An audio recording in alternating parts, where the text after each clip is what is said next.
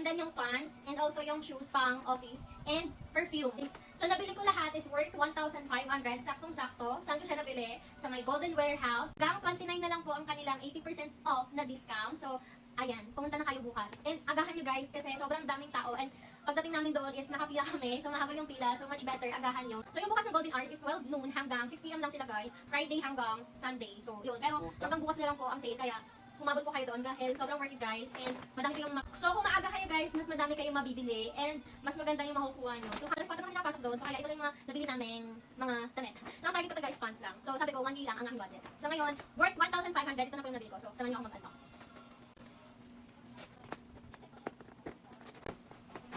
First, yung top natin. Ayan. May tag pa to guys ha. Ito yung tag niya guys. So, from 1,298 pesos, 298 ko na lang siya nabili. So, less 1K. Wow! Ayan. Look at this. Look at the price. Ayan. Sakto kasi medium size siya guys. Susukatin ko later to. Akin ang discount 1K.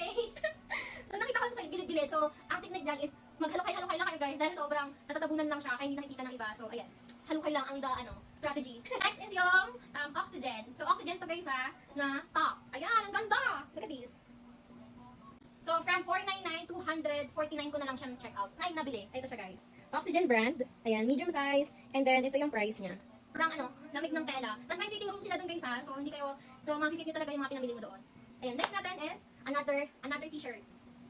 Okay. Buti nga may nakita pa akong t-shirt sa gilid-gilid. Ang galing ko doon. Ang galing ko mamili. Nakakaloka. Ayan, from 329, 129 pesos ko lang ito nabili.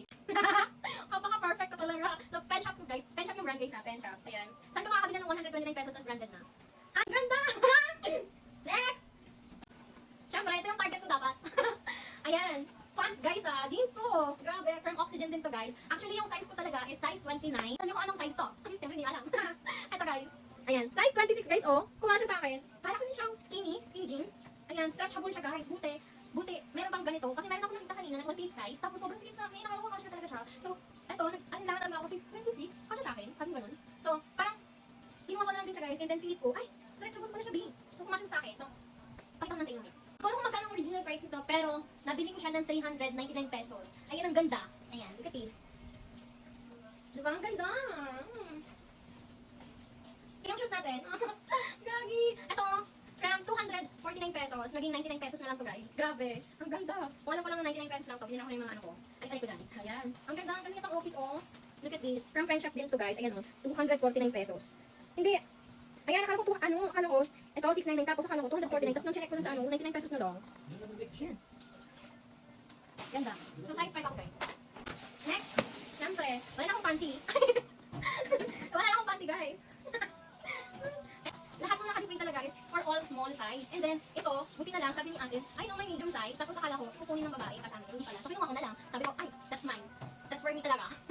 Ayan, 149 pesos. So, from 499, naging 149 pesos na lang ito guys. So, 3 piraso na siya guys na panty. Ayan. Ang ganda.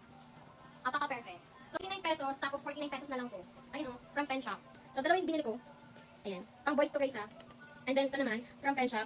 Magkano to? Hindi ko alam magkano to. Basta 129 lang to guys. 129. Mabango to guys. Ayan, itong dalawa. Pero yung red kasi kanina, parang walang so hindi ko na kumuha. Ito na lang, yung gray tsaka yung white. Pagdating doon sa warehouse is, sa labas pipila ka. Tapos, pagdating doon sa loob, pagpasok mo ng warehouse, pipila ka ulit, nakatayo. And then, after mo tumayo, malamang, ang sunod, uupo ka. Ayan, another pila for upo. And then, yun. Kapag yung mga madam na lumabas, tsaka sila lang papasok ng mga tao. So, ayun, yun lang guys. Yung mga nabili ko guys from Golden Warehouse. Ayan. Sukat ko lang tong pants. And, yun lang. Thank you so much! Bye! See you to my next video! Bye!